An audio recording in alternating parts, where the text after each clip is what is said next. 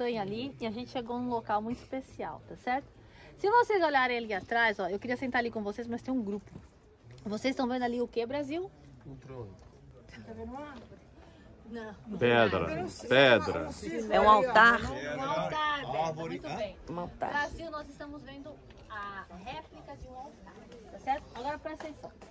Ô, Matheus, você foi no tabernáculo? Lá, não. Não. Matheus, você tá fraquinho. Você Tá não foi fraco, também, tô tá achando vendo? também. Também tá, Matheus, tá vendo? Cansado, Paciência, né? Tua blusa tá do avesso, tu viu? Não, tá não. Ah, tá não. Então, olha só, gente, deixa eu falar uma coisa pra vocês. Por que eu falei do tabernáculo? Porque se você ler na sua Bíblia, você vai ver que o altar, tá certo? Quando você lê a Bíblia em português, o altar, ela diz assim que o altar tinha 4 pontas. Porém, não é a versão original.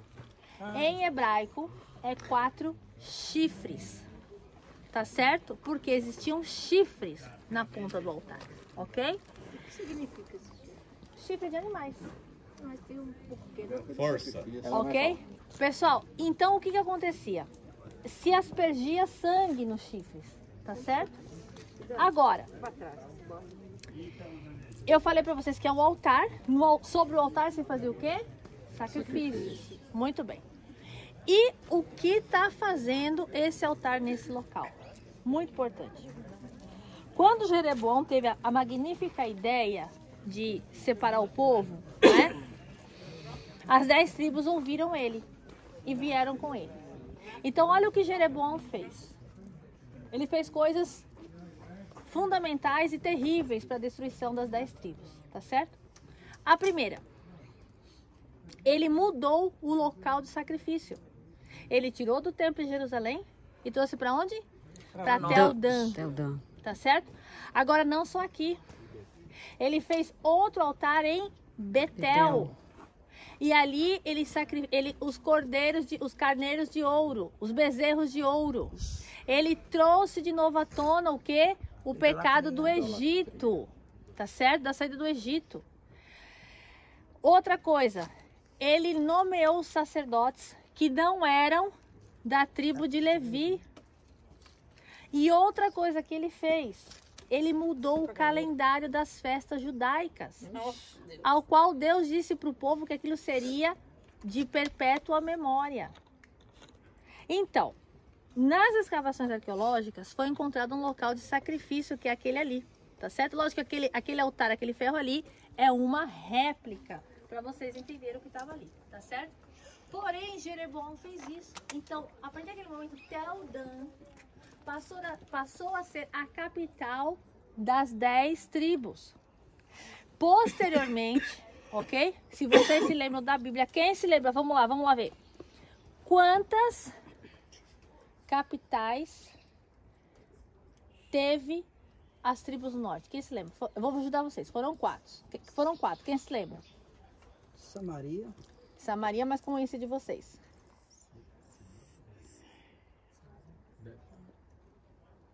Brasil, alguém? Deltão. Eu não lembro. Samaria, Siquém, Tirsa e Peniel, ou Penuel, tá certo? Foram as 4 capitais das tribos do norte. E a tribo do sul continua a capital onde? Jerusalém, tá certo? Agora, depois lá no final, ficou realmente Siquém a capital das tribos do norte. Foi a que mais foi importante para os reis do norte.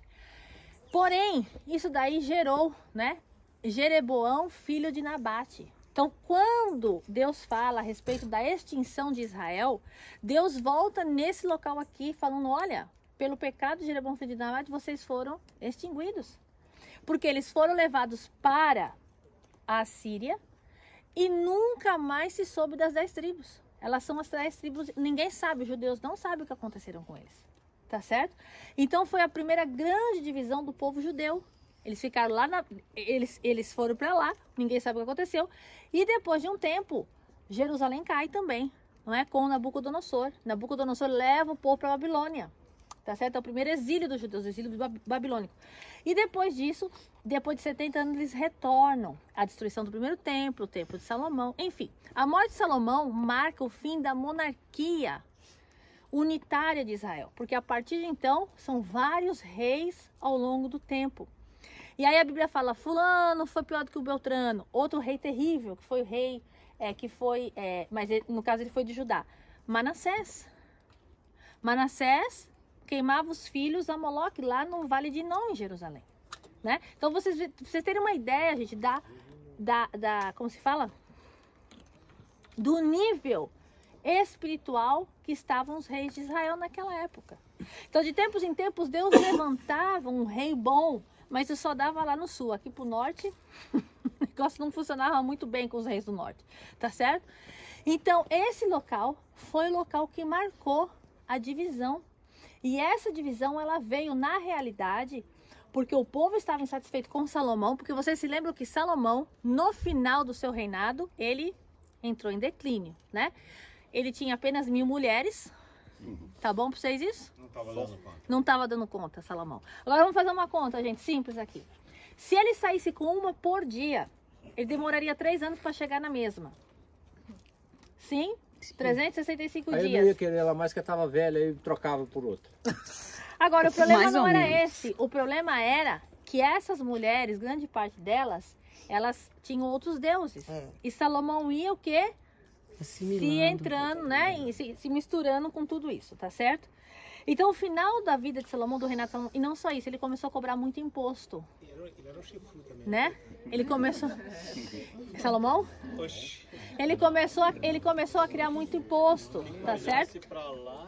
E aí o que acontece? O povo começou a se revoltar com Salomão, porque tinham que manter a vida dele, a vida de rei, tá certo? E Jeroboão, na realidade, gente, ele foi um oportunista, né? Então a rebelião dele causou essa divisão. E Reboão, filho original de direito de Salomão, disse para o povo, olha, se meu pai os castigou assim, eu vos castigarei com escorpiões. Então, quer dizer, ele deu uma palavra muito dura para o povo. O povo já estava sofrido. Aí ele vem e fala isso, aí acabou, né? Então, isso causou a divisão das tribos. E aí vocês se lembram, o final do livro de Reis, não é? Quando acaba tudo, acaba o primeiro templo, todo mundo vai embora, acabou essa história. E daí, então, os judeus têm que começar tudo de volta, quando, na volta da Babilônia, só que o povo já não é mais o mesmo povo, porque as 10 tribos se perderam, não é? Então, hoje em dia, como que os judeus se conhecem? Hoje em dia nós temos 3 tipos de divisão entre os judeus. Nós temos os Cohen, que são os sacerdotes, mas eles não sabem que tipo de sacerdotes são. Nós temos os Levis e nós temos Israel, que seria o povo, tá certo? Então, muitas vezes você vai ver um nome conhecido por exemplo, Leonard Cohen. Já ouviram Leonard Cohen? Sabe quem é?